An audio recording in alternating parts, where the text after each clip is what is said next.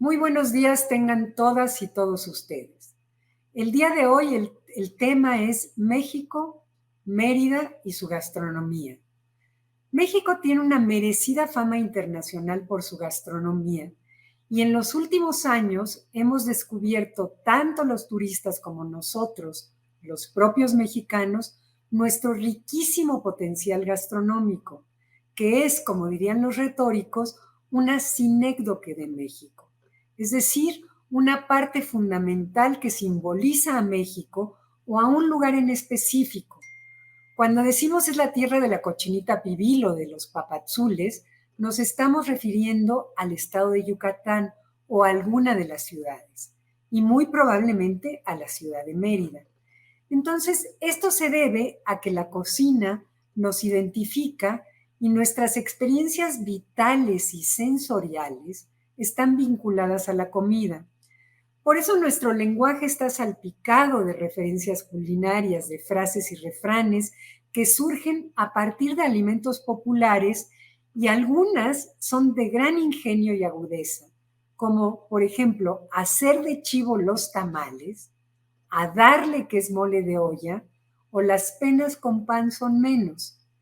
Y para orientar a nuestros oyentes ecuatorianos trataré de dar alguna interpretación de estos dichos. Hacer de chivos los tamales es un sinónimo de engañar. Es, para usar otro refrán, dar gato por liebre.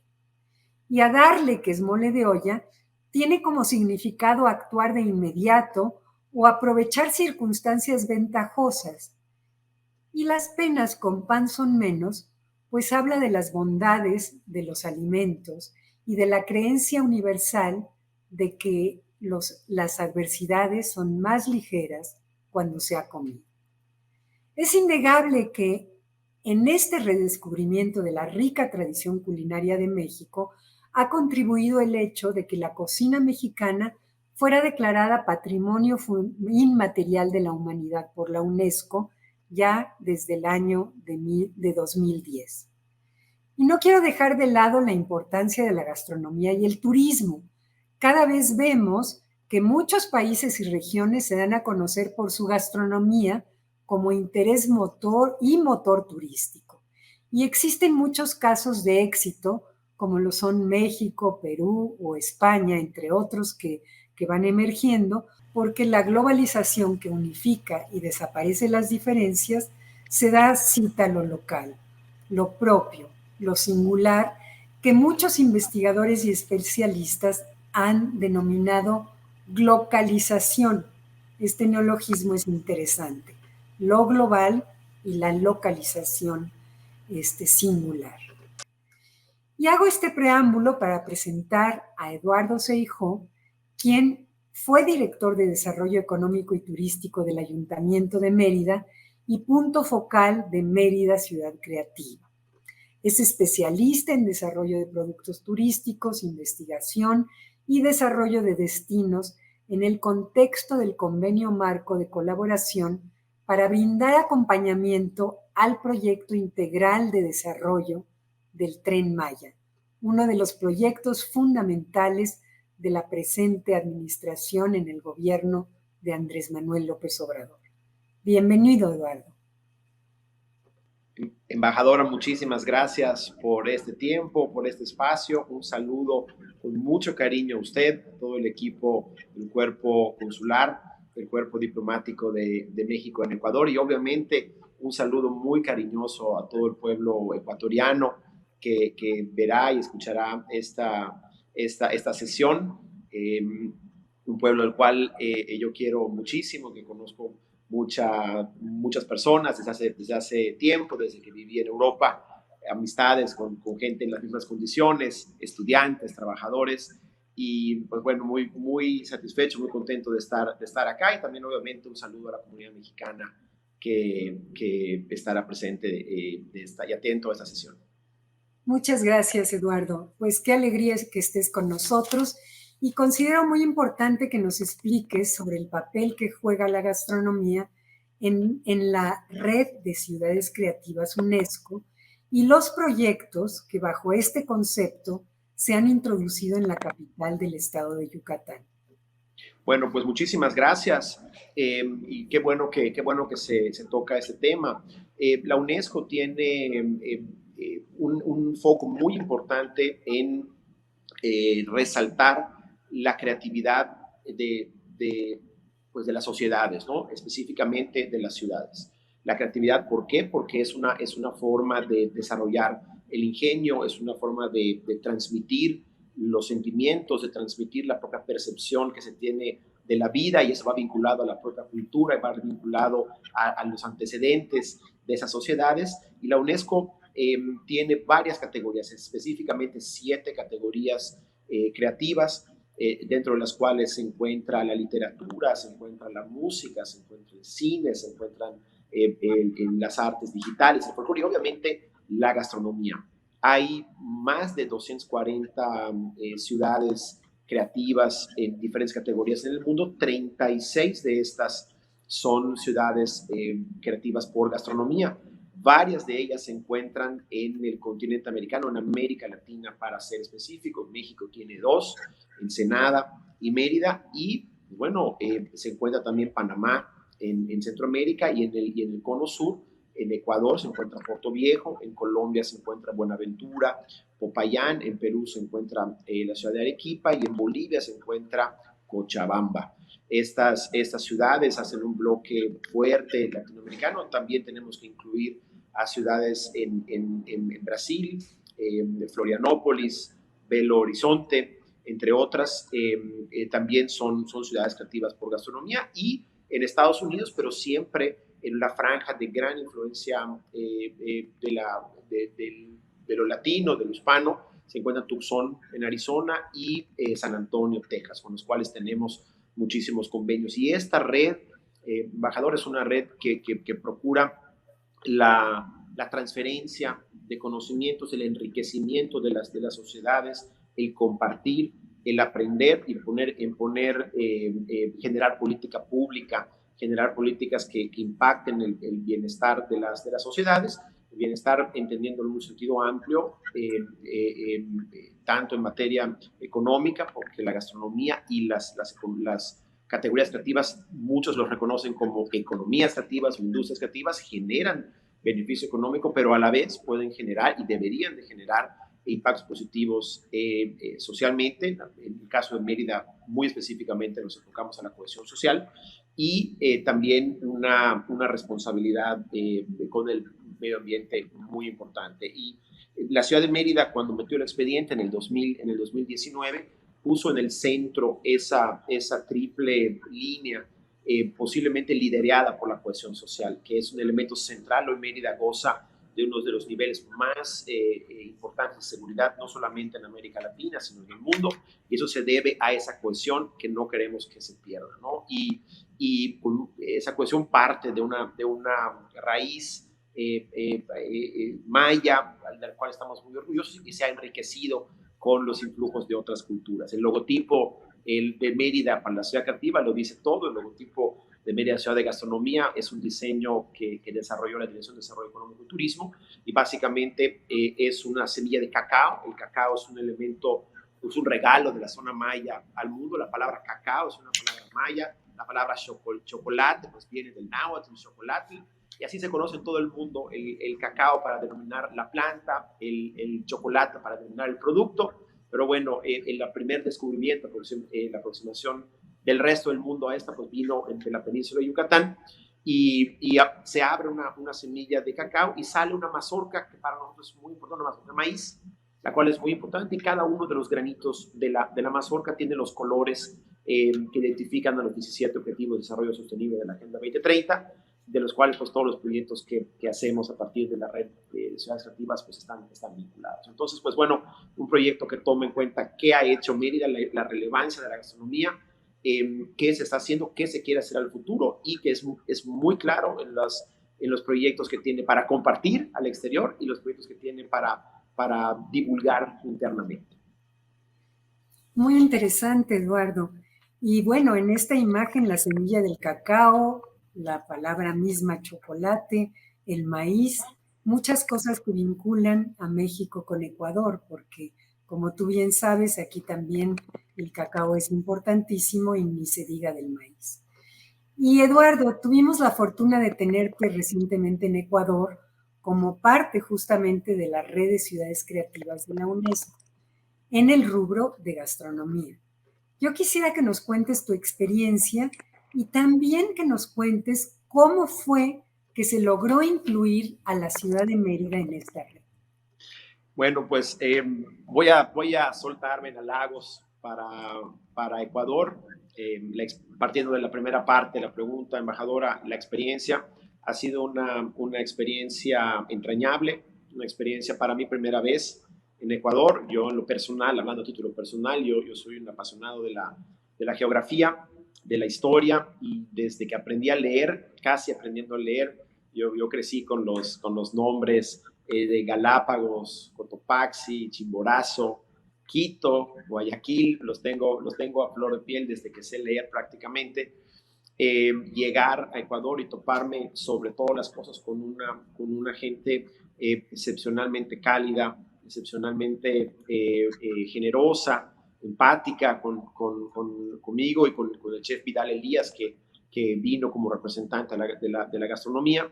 Y pues bueno, estuvimos primeramente en Quito unas pocas horas y luego nos trasladamos a la sede del evento, que fue Puerto Viejo, ahí en la costa, ¿no? Y es importante porque la idea es lograr una integración de la cuenca andina de ciudades gastronómicas. Este fue el primer encuentro de ciudades creativas de gastronomía de la cuenca andina, y la invitación que llega directamente de la municipalidad de Puerto Viejo, y pues ha sido por la interacción que hemos tenido en el transcurso de los últimos años, incluyendo la pandemia, la interacción que hemos tenido y la generosidad recíproca de cada ciudad para atender ya sea los llamados, las convocatorias de otras ciudades, o para resolver dudas, para pues bueno, lo que se entiende por cooperación.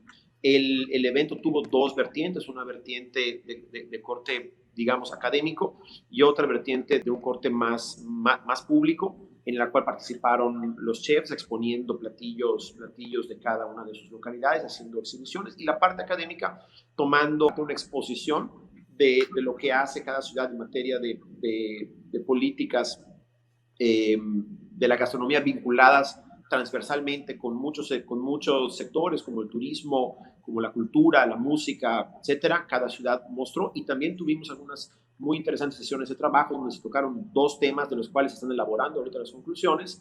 Que un tema fue la resiliencia y reactivación económica en la gastronomía, el turismo y la economía.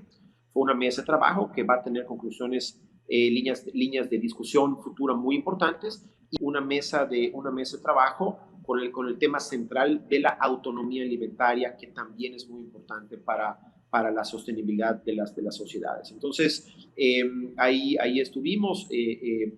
Así fue la invitación. La invitación la hizo directamente la autoridad de Puerto Viejo, y es un evento que pretende sea anual, y pues bueno, ahorita se está conformando ya como una subcoordinación dentro de la coordinación general de ciudades creativas por gastronomía, que debe de cambiar. La coordinación general, que hoy la tiene Parma, Italia, debe de cambiar en las próximas semanas ya alguna otra ciudad por los próximos 2 años. Me parece muy, muy importante lo que has tocado, Eduardo, autonomía alimentaria, por ejemplo. Yo creo que este va a ser el tema del siglo XXI, y qué bueno que, digamos, en términos de cooperación binacional, pues estemos logrando esta integración con la cuenca andina, y que haya habido este intercambio tanto académico como público. Realmente me parece muy importante pues vincular a nuestras dos naciones, a México y Ecuador, a través de la cooperación.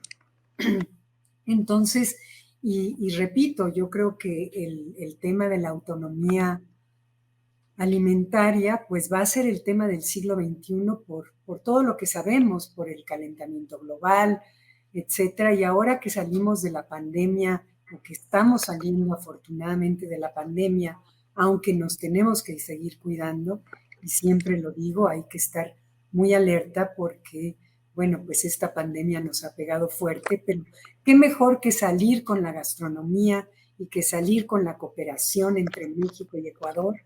Y en ese sentido te pregunto, Eduardo, ¿cuáles consideras que son los atributos turísticos y gastronómicos de Mérida que la convierten en lo que es esa maravilla, ese nicho de visitantes de todas partes del mundo, ese lugar que aglutina a tantas personas tan diferentes y que no puedo pensar porque todos dicen qué maravilla Mérida, ¿no? Bueno, Entonces, pues, dinos, por favor. embajadora, muchas gracias por los comentarios. Trataré de responder en un contexto, tomando en cuenta mi antecedente de creador de productos turísticos por muchos años.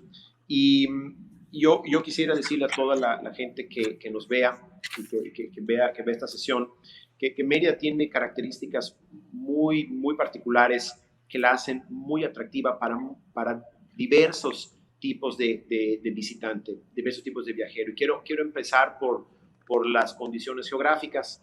En la península de Yucatán, pues es una península con un eje norte-sur, se mete exactamente en medio del Golfo de México y del Mar Caribe. Por su ubicación, pues bueno, es altamente visible, altamente importante, es una ruta obligada para el comercio. Es una zona que nace a partir, emerge la península de Yucatán a partir de un fenómeno atmosférico, un fenómeno cósmico que fue el impacto del gran meteorito de Chicxulub, que dio pie a la última gran extinción de la vida natural de este planeta hace aproximadamente 66 millones de años, y la península emerge a partir de ese impacto, pero no solamente emerge, sino que nosotros tenemos ese conocimiento, pues que prácticamente todas las especies, o la mayor parte de las especies de animales y vegetales que conocemos hoy, parten de ese fenómeno que ocurrió acá. Y esas características, esa zona de océano era una zona muy baja, con mucho coral, con mucha proliferación de vida acuática, emerge, se convierte en un manto infinito de piedra caliza, que por las condiciones, estamos en el trópico, pues empieza a generar toda una serie de erosiones, de filtraciones que generan un acuífero enorme. El segundo acuífero más grande del mundo está abajo de la superficie de esta península de Yucatán, de la ciudad de Mérida, y da pie a una de las principales maravillas, que son los ríos subterráneos, aquí conocidos como cenotes, que vienen de la palabra maya zonot, y pues bueno, que son una maravilla, y tenemos gente de todo el mundo que viene a visitar, pero es a visitar y a conocerlos, a bañarse, a hacer espeleobuceo, deportes acuáticos, pero además esos cenotes, esas fuentes de aguas, que son la única fuente de agua en todo el norte de la península de Yucatán, fueron el elemento central que permitió el desarrollo de la cultura maya en esta zona del mundo maya, que carece de ríos y lagos. Solamente los ríos subterráneos y los cenotes, que son esas que permiten el acceso de la superficie al agua, pues dieron pie a que se desarrollaran los asentamientos urbanos, los grandes asentamientos, las grandes metrópolis mayas, que conforman de nueva cuenta un atractivo turístico muy importante. Tenemos muchos sitios que son patrimonio de la humanidad en los alrededores de la ciudad de Mérida. Y luego la propia evolución a partir de la llegada de Europa, específicamente los españoles en el siglo XVI, pues bueno, ha permitido pues toda esta evolución social, esta amalgama de pueblos que hacen, pues que le dan a Mérida ese toque, dentro del cual viene la gastronomía, que es muy importante. Entonces, cuando la gente llega a la ciudad de Mérida, pues tiene por lo menos una semana para hacer visitas todas de altísimo nivel, altamente competitivas a nivel internacional, en un entorno de paz, en un entorno de muy buen ambiente, de mucha camaradería, familiaridad, como son los yucatecos, arropado de una gastronomía excepcional. Entonces, esas son las condiciones que tiene Mérida embajador en materia de turismo y obviamente la gastronomía juega un papel importante porque no es cualquier turismo. Uno, a través de la gastronomía se transmite la cultura, se transmiten los propios valores de la población, el orgullo por las tradiciones, el orgullo por lo que es, y la gastronomía pues representa quiénes somos hoy como sociedad, ¿no? No es algo que fue, porque no estamos replicando comidas de hace 300 años, sino que plantea una evolución a partir de la gente que está allá, y ahí viene el genio, ahí viene la creatividad del pueblo yucateco para ir transformando y para ir tomando esos influjos que vienen de otras partes y hacer comida magnífica, ¿no?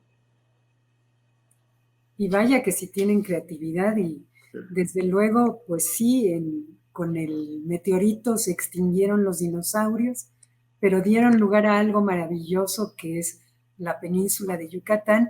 Y como tú dices, los cenotes son algo único. Yo hasta que no vi un cenote no me di cuenta de la dimensión, de lo hermoso, de lo místico, de lo raro, de lo absolutamente original que es un cenote, ¿no?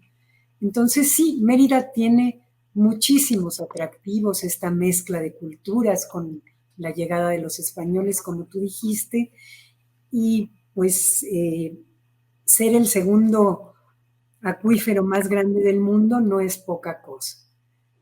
Pero bueno, cuéntanos, Eduardo, ¿cuáles son los proyectos que tiene Mérida como ciudad creativa?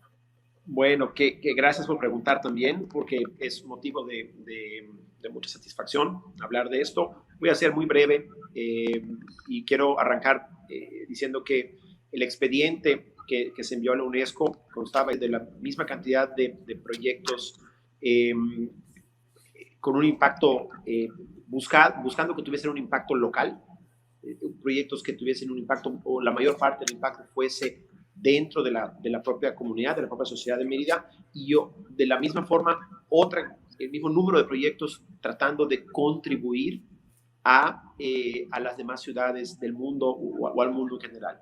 Entonces, así se conformó el expediente, pero tengo que decir que esa es parte de la riqueza de la red para todas aquellas ciudades que aprovechen lo que brinda. Se ha crecido mucho, se han incrementado el número de proyectos en los cuales hemos desarrollado internamente en la ciudad o a los cuales nos hemos sumado a partir de invitaciones de otras ciudades o mixtos, ¿no? Y voy a hablar un poquito de esto. En primera instancia quiero tocar nada más un ejemplo de un proyecto local y un ejemplo de un proyecto internacional y un proyecto posterior de colaboración. Y empiezo con este último. Ahora estamos trabajando en las ciudades de Tucson, en Arizona, San Antonio, Texas, Puebla, en México, un proyecto que se llama Pueblos del Maíz. Pueblos del Maíz es un proyecto muy lindo que busca, a través de esta planta, buscar un elemento base de la comida, de la alimentación, de la gastronomía, que sea integrador de la zona de Aridoamérica, que es parte del norte de México, el sur oeste de Estados Unidos, y Mesoamérica, que también México tiene mucho parte de Mesoamérica, pero también incluye a otros países del norte de Centroamérica, como Belice, como Guatemala, Salvador y Honduras. Entonces, este proyecto Pueblos del Maíz se está ahorita desarrollando, va a tener lugar en mayo del próximo año. Cada ciudad va a ser todo un mes de Pueblos del Maíz que empieza con la ciudad de Mérida y va incorporando a las demás ciudades, y el maíz como eje conductor de presentaciones y disertaciones académicas, de expresiones culturales diferentes a la gastronomía, como son la música, la literatura, pero obviamente el componente central es la gastronomía, desde la gastronomía autóctona, ancestral, hasta hasta la evolución del maíz. Y un poco esa idea fue la que tomó el chef Vidal Elías cuando hizo la presentación en Puerto Viejo. Él, en vez de preparar un platillo, él sorprendió a todos preparando un postre que tomaba todo tipo de elementos del maíz, desde la propia hoja que lo cubre hasta elementos de la cultura popular como las palomitas de maíz y un helado de elote. Bueno, una maravilla de postre, tomando en cuenta eso, que sería, digamos, la muestra de lo que estoy comentando de la evolución, ¿no? Entonces, esos son proyectos que se han sumado a partir de las coincidencias de diferentes ciudades. Luego tenemos proyectos que ya venían en el expediente, pero que son internacionales, como uno que se llama Consulado Gastronómico de Mérida. Entonces, la ciudad de Mérida emite convocatorias que próximamente les va a llegar, embajador, una convocatoria a través de las embajadas y consulados y a través de las ciudades hermanas que tenemos a partir de la red de ciudades creativas de la UNESCO, a partir de la red del IS o a través de otras convenios bilaterales que tenemos con ciudades, convocatorias para que la propia población reconozca y ubique los restaurantes que están vendiendo comida yucateca. Y nosotros reconocerlos, ubicarlos, establecer, mandarles una placa donde se les reconozca a partir de ciertos criterios que tienen que ver con la cantidad de platillos yucatecos que están realizando o con el número de insumos de la localidad que están, pero sobre todo que estén transmitiendo adecuadamente la gastronomía nuestra. Por eso es un consulado gastronómico. Recientemente dimos el primero en la ciudad mexicana de Querétaro, pero este es un proyecto que originalmente estaba pensado para otros, obviamente fuera del estado de Yucatán, pero principalmente para otros países. La pandemia impidió la convocatoria, pero es un proyecto que está y ese estaba en el expediente y es muy bonito porque es a bajo costo, es un reconocimiento de que somos una sociedad con muchas ciudades, somos una sociedad con muchos centros que nos vinculan y no podemos nosotros como ciudad de Mérida olvidar de la gente de Mérida o de Yucatán que hoy está viviendo en otros lugares y que se ha esmerado por mantener sus tradiciones, por mantener sus gustos y sobre todo comunicarlos a la sociedad donde han ido a vivir. Entonces ese es el espíritu del consulado gastronómico. Y por último quisiera yo comentar un proyecto que se llama que ese tiene impacto local, que se llama Círculo 47. Este proyecto Círculo 47 lo que busca es ubicar toda la producción de las 47 comisarías mayas que rodean la ciudad de Mérida, que pertenecen administrativamente a la ciudad de Mérida, pero que pues son comunidades rurales.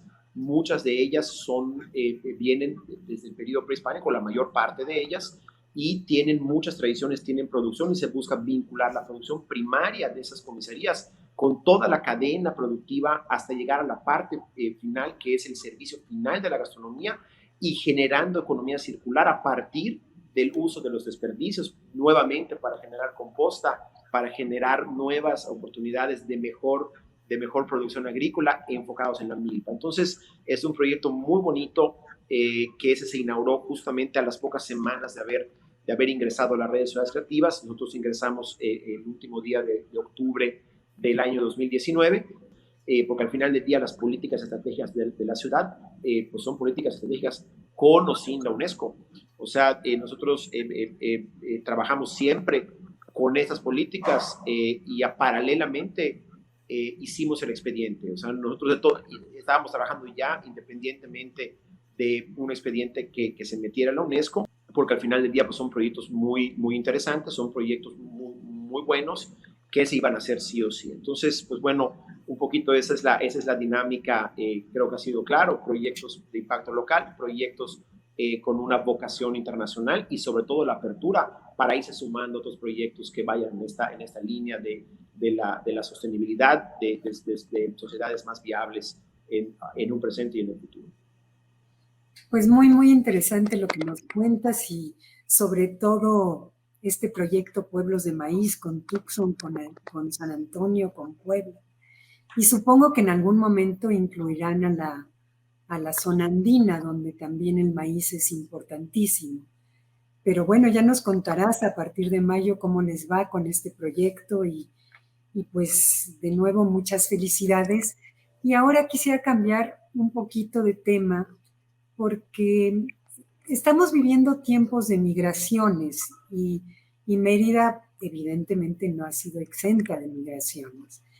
Entonces el mosaico de migraciones y pueblos originarios que han conformado a la ciudad de Mérida y al estado de Yucatán a lo largo de la historia, creo que hacen de Mérida un espacio privilegiado en el que han confluido vertientes riquísimas, tanto el horizonte prehispánico como la llegada de los europeos y las influencias del Caribe, evidentemente, y sé que también del Medio Oriente, con migración principalmente del Líbano y de Siria, que en ese sentido se parece también a Guayaquil, que tiene una migración libanesa y siria importante.